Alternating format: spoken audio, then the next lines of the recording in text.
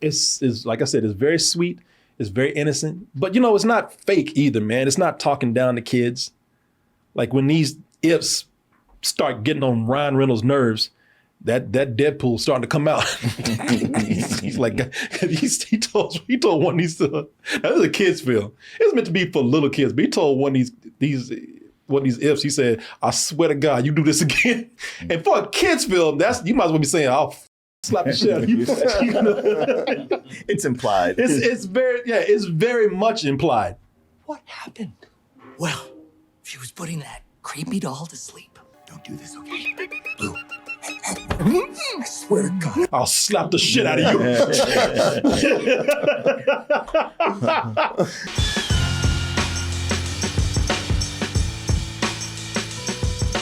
I'll be back to doing my comedy show in New York. And you can get your tickets now for that. People, you know that I've been going to New York and doing a comedy show there, and it's been going very well. The venue has been asking us to come back and just pretty much gave us a regular thing now.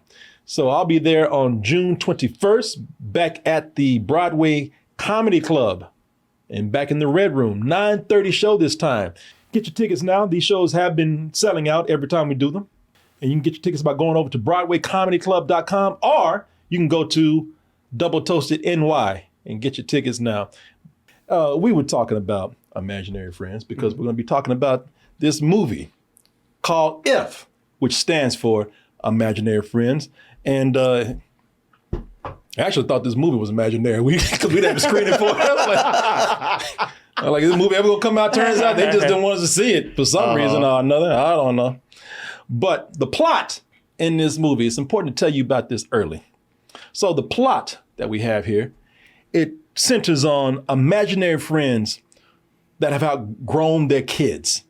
You know, the kids that knew them and loved them, some of them even created them.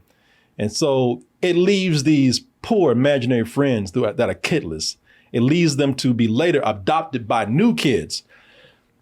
And one of the main characters that we follow here, I think they showed him over here a little while ago. Big old grimace looking son of a bitch. Yeah, you were right. Yeah, there he is. There he is. There he is right there. Blue. There he is right there. And as you can see, he is quite blue, not very happy right now. He's going through it right now. He's like, I ain't got no kid. I ain't got nobody that loves me no more. Oh, it's terrible, terrible, sad. It's sad the way we treat these imaginary friends that got us through our childhoods. But there might be hope. You know, because finding a kid is hard enough to adopt them.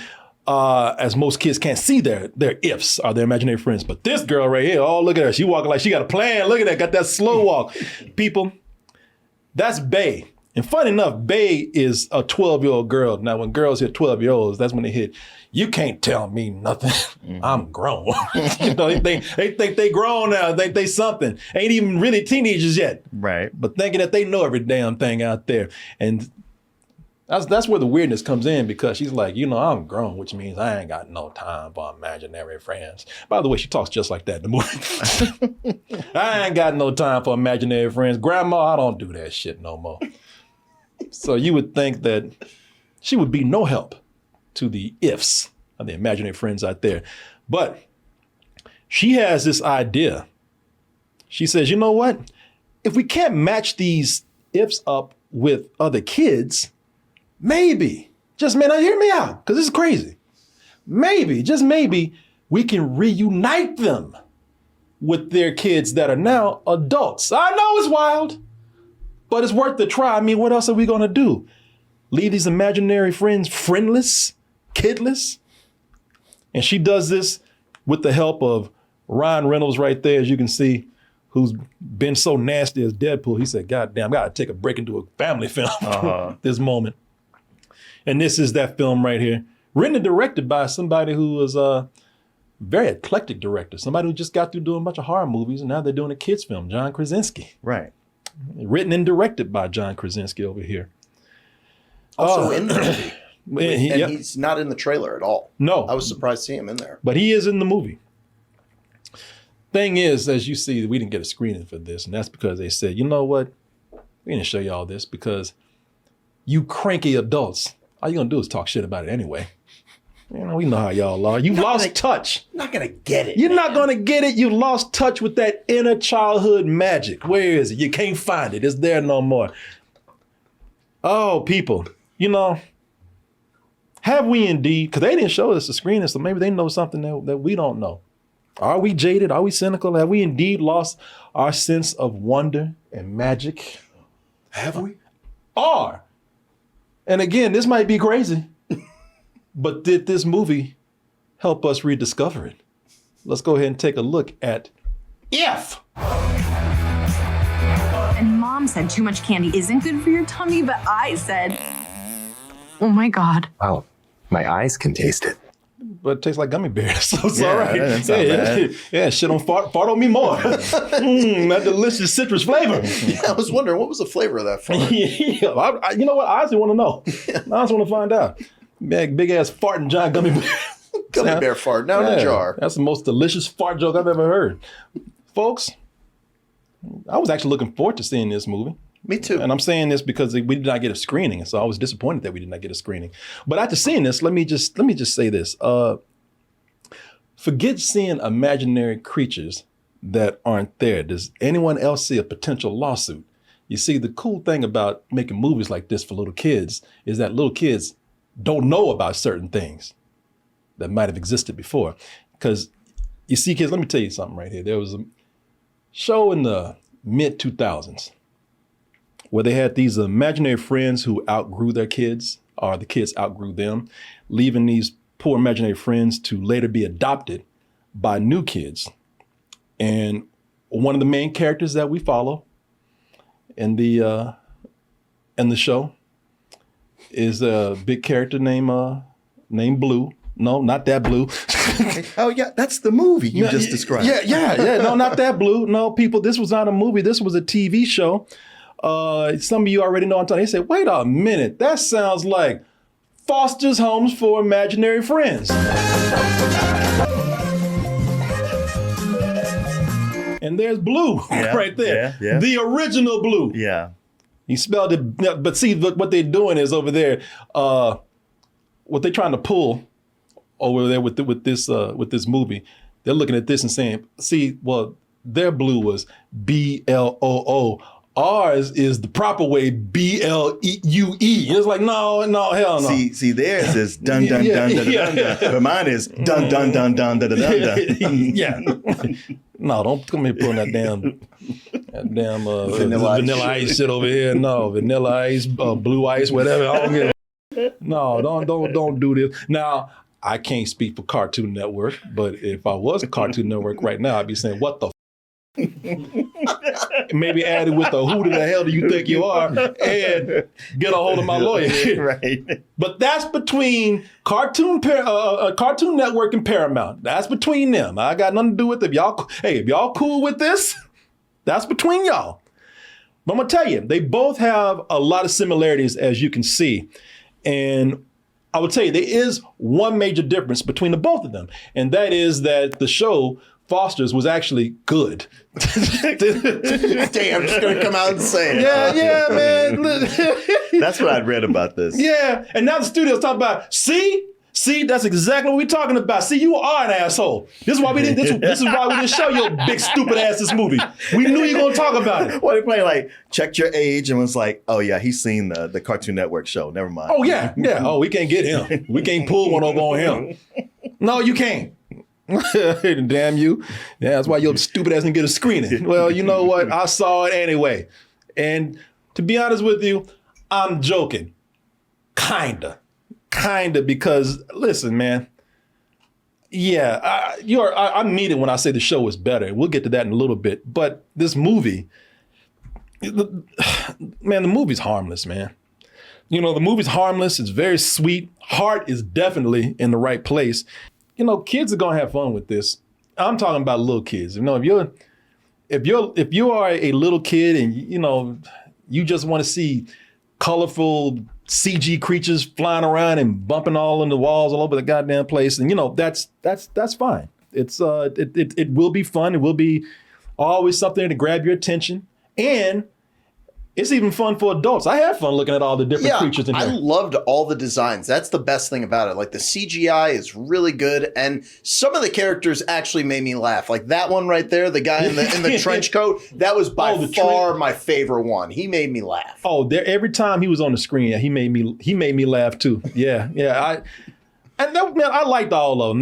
They're all very adorable. They're all very funny when they're trying to be, the only one that probably got on my nerves was Blue, because Blue is just a big old whining son of a bitch. He's voiced by Steve Carell. Yeah, Steve Carell was basically playing like a giant Sasquatch purple simple Jack, like the whole time. I was just like, wow, like you're such a talented actor and you're doing nothing. Like, can you? Come on. Yeah. I mean, even he didn't bother me. I would just say he was probably my least favorite. The others were just really funny. He's just kind of a typical. It was disappointing for me. Yeah, he's kind of that typical. I'm big, but I'm soft and gentle. Type character. The other fun thing about this is when you're watching this, as an adult, or a kid that knows, a pretty smart kid, you're going to recognize all these voices, and it's kind of fun trying to see who did that voice. So, what actor was that, man? And there's a ton of them. I mean, I'm not going to name them all, but there's some people that done voices before, like Awkwafina. Then you got George Clooney, Bradley Cooper in there. Of course, Emily Blunt is in there because that's, the wife of John Krasinski. Star-studded. It is, man. Richard Jenkins, Christopher Maloney, Louis Gossett Jr., probably one of his last roles. And here's an interesting one right here. And introducing an actor known as Brad Pitt as the invisible imaginary friend Keith. Who Does Keith talk? Keith don't talk. You can't see him.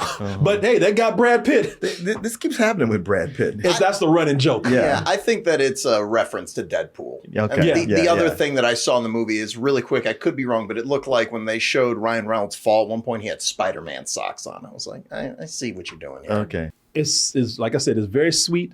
It's very innocent. But it's not fake either, man. It's not talking down to kids. Like when these ifs start getting on Ryan Reynolds' nerves, that Deadpool's starting to come out. He's like, he told one of these, that was a kid's film. It was meant to be for little kids, but he told one of these ifs, he said, I swear to God, you do this again. And for a kid's film, you might as well be saying, I'll slap the shit out of you. It's implied. It's very much implied. What happened?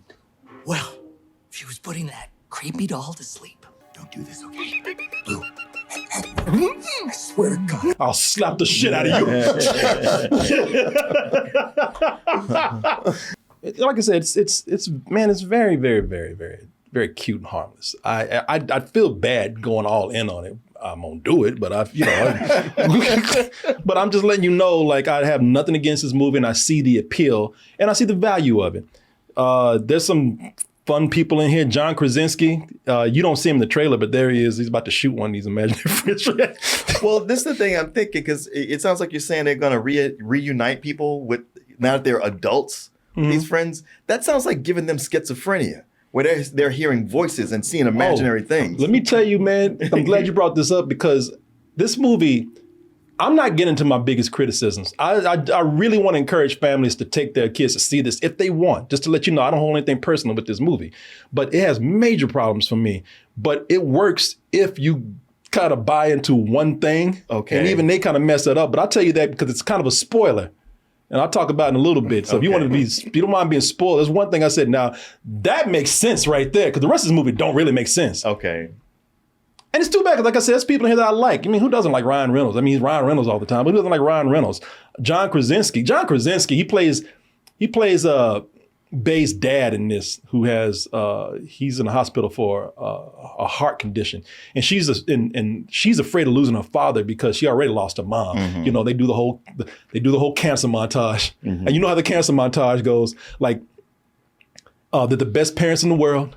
They've never argued with the kids. The kids have been great kids. They've never given their parents problems. You know, they're always going and getting ice cream, and they're always picking up the kids and going around in circles. You know, we always got that damn Lion King moment where it's like, oh, my kids are awesome. They've never done a bad thing in their life. And then it hits that moment where mom is wearing that red.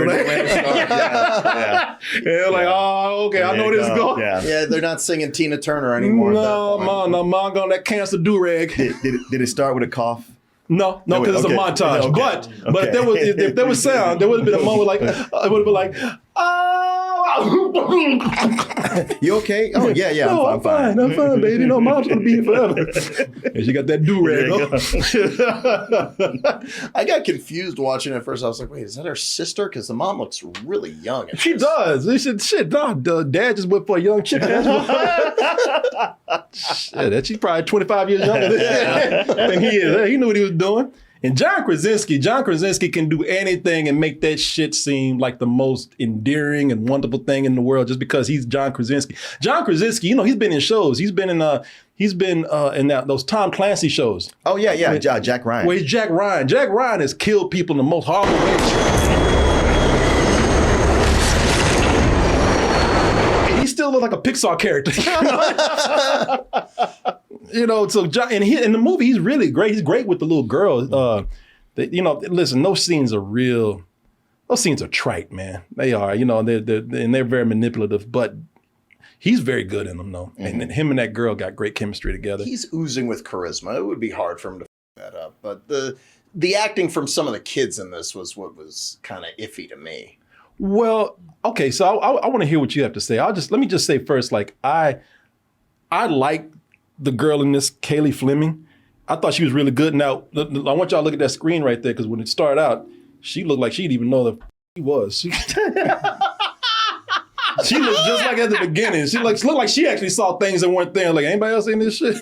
Yeah, and then she started to loosen up, and then she started to smile. And even then it was kind of weird because like she had murder on her mind or something. But then after a while, she loosened up. She was carrying the movie, and I thought she was really good, man. I thought she held it. I really liked her. Did you not like her? I thought that she was good for the most part. There's another kid that she meets in the hospital. What? I know the kid you're talking about. And I don't know if it was the editing or it was just him. But that little weird Asian kid? Yeah, but like every time he came on, I was like, what the f is happening? Like, is this a favor for somebody? Yeah. Like, why is he here? Yeah, he's a little precocious, man. Again, he had that child actor thing going on. Like I said, I think enough families will enjoy this for it being so sweet. I cannot lie. Even it got to me in some parts.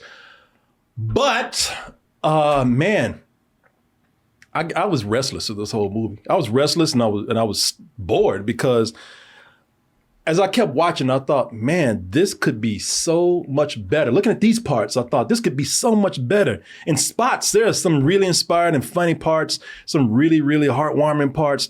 But the story itself as a whole, it feels way too loose. I mean, this thing could have been tighter. We were saying there is no story. Really no, there's no story. There is a premise, and it takes a minute for like some laughs to really start coming. Yeah. Like it starts really sad. It reminded me of like live action Disney movies from like the 90s, you know, or early 2000s. Okay. Stuff like that. Well, you know, like it was, what's it called? Stuart Little or something, like the look and like the feel of it. But even that had a story to it. Well, okay, so, you know, I hate to keep comparing this, and I haven't done this the whole review. I mean, this is the only second time I brought it up, but I don't want to keep bringing it back to Foster's Home for Imaginary Friends. But that show, see, the thing is between the difference between that show and this movie is that show had a real grasp on its concept, as opposed to this, where this feels like. This feels more like an idea they didn't know what to do with. It felt like they were looking for a story, or it felt like they had a lot of ideas for a story, and some of them actually really cool ideas, but this is not how to properly tie them all together. Mm-hmm. I mean, this movie wonders.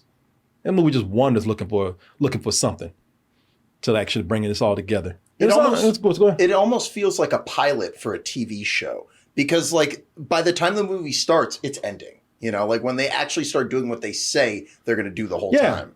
Are things that would make sense when they piece them together. It feels like they just all of a sudden they had short attention span and just thought of another idea. Like the idea of like, oh, these imaginary friends are being neglected by oh shit, you know it'd be cool if they were adopted by the adults. And it's like, but they never thought how to put those together. They just thought of that and just kept running with it. And I tell you why, because there's not a lot of explanation for certain things.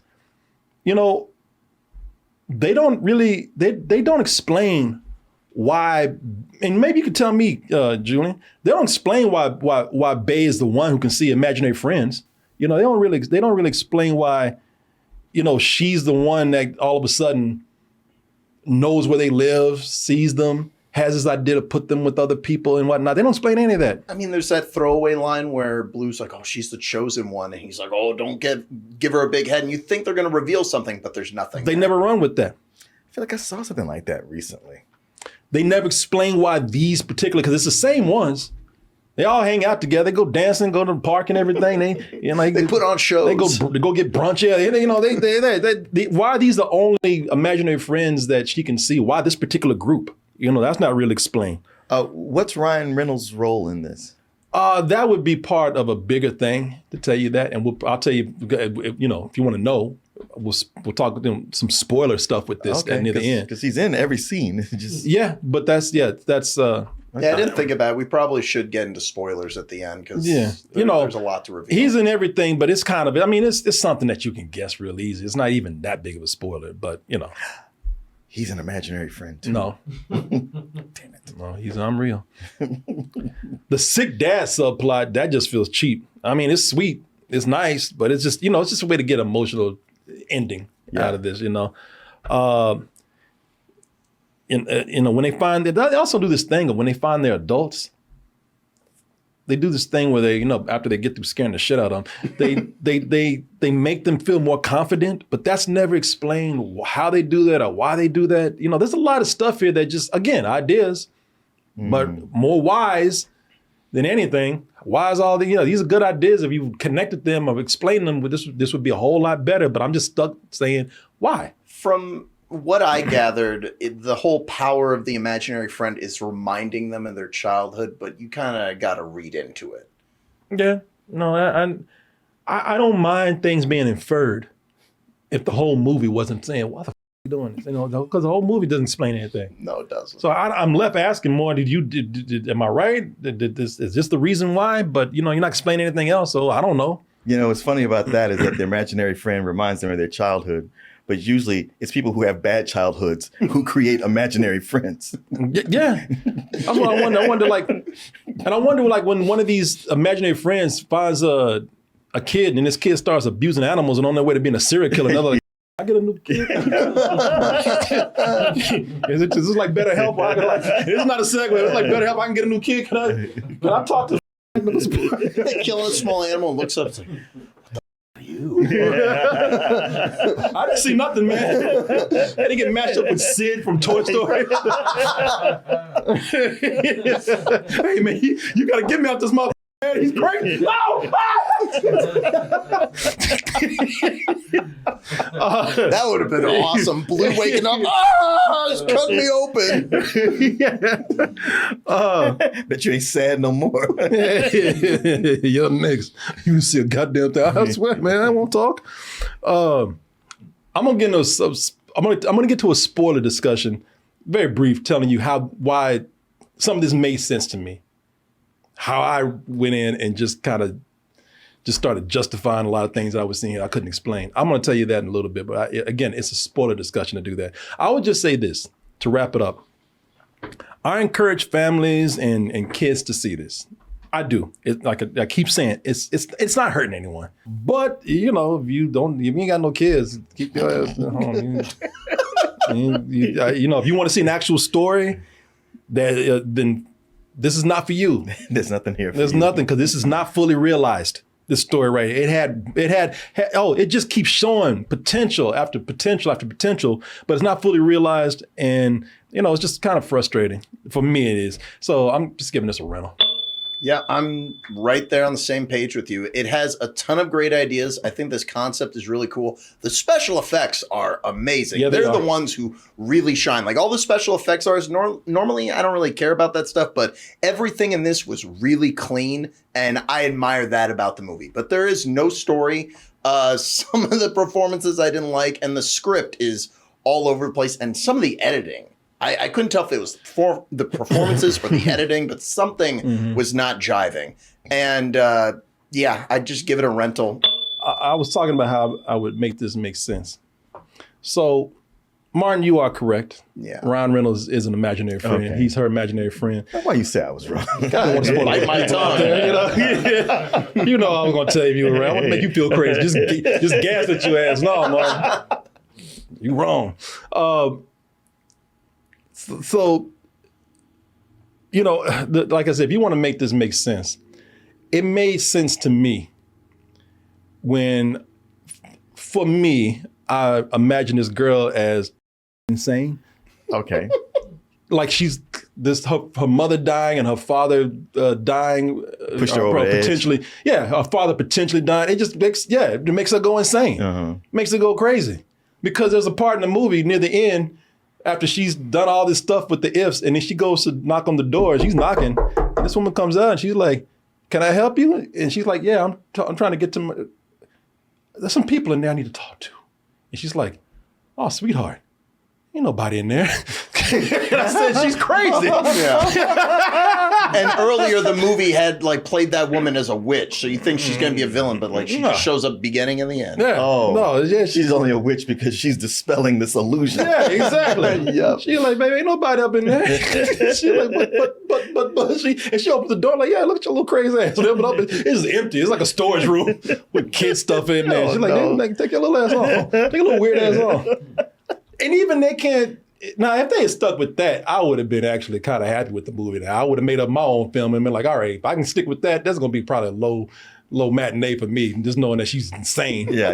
Have her run up someone. I see imaginary people. Yeah, exactly. It's some M. Night Shyamalan shit where she's just seeing imaginary Ryan Reynolds and a giant teddy bear walking around and sound like Lou Gossett Jr. Yeah, like the twist coming in at the end. I was like, all right, Yeah. I guess at least it's something. I saw talking to imaginary Ryan Reynolds and an astronaut that sounds like George Clooney and a teddy bear that sounds like an old black man. You know, Wait, is George Clooney his same imaginary self from? that might be the joke. Yeah, because he okay. is an astronaut. Okay, all right. Yeah. Okay, all right. I didn't even think about that. Yeah. But then they couldn't leave it alone. If they had left it alone right there, I would have liked this movie a whole lot better. But then at the end, they had to show all the imaginary friends actually hooking up with their adults. I was like, okay, this makes no sense. Well, maybe that's still part of her vision. No, because she's not around. She's not there to be like, "Hey, I brought you your friend back," and they'd be like, "What the f you doing? There's nobody here." You know, no, it's she's gone. Like she's gone on and lived her life with her dad and whatnot. Because her dad turns out to be fine. John Krasinski, he doesn't die. They ain't gonna do it that bad. Right. Mom got cancer and dad dies of a heart attack. Oh, and now you get to go to a foster's home. Yeah, you get to hang out with real imaginary Real friends. imaginary over there. friends. Yeah, there you go. Hang out. Hey, there's your new home right there. Hey, what the f is my new home? That's her down there sweeping and shit. Looking like damn Annie. Get me out of here. I don't like being part of the system. Ow! And they even bring in John Krasinski to everything, right? Because at the end, the last thing before it cuts to black, he trips over Keith, the invisible imaginary friend. So, Which was actually kind of funny. Yeah. I actually like that in the end joke. But I'm like, again, you're presenting something here that I don't know how to make sense out of this. I admire you for doing something where you're not trying to answer a lot of questions. You're not spilling it all out. I love when movies do that. But it still has to make sense somehow. So, I don't know. and one thing that we haven't said is Ryan Reynolds' character, which I have a theory about, his name is Calvin. Yeah. And if you think about it, the most iconic duo of a kid with an imaginary friend is Calvin and Hobbes. Oh. So I was thinking maybe that was the idea that John Krasinski wanted to do, but that would never, ever happen because he doesn't want to make that into a thing. But there was a Calvin and Hobbes book. And then, the scene after they introduce him as Calvin, you see her rummaging through her closet, and there's a Calvin and Hobbes book right there. Oh, Yeah, okay. so- But little clues and Easter eggs. Yeah, there. I look at that more like a homage or something, Like, yeah. I mean, I don't think he's trying to, jack that movie or that comic strip. I was waiting for a tiger to show up. I was like, I dare you. I mean, how many things you gonna jack in one movie? Exactly. You done took everything else. You better not mess with Calvin Hobbes. Don't let that friendly ass tiger fool your ass. He'll pounce. Yeah, with lawyers. Yeah. Yeah, Bill Watterson. That dude never. He never. What do you call it? Merchandise. Yeah, merchandise. Yeah. Very admirable, but I can't relate. I would have sold out hard. We all would have. Yeah. Wait, are you sure? Because I see Calvin pissing on stuff on the back of trucks all the time. That is fully sanctioned by Bill Watterson.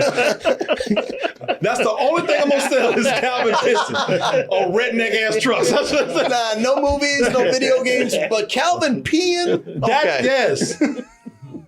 And Calvin praying to God. Those two, that's where the money is right there.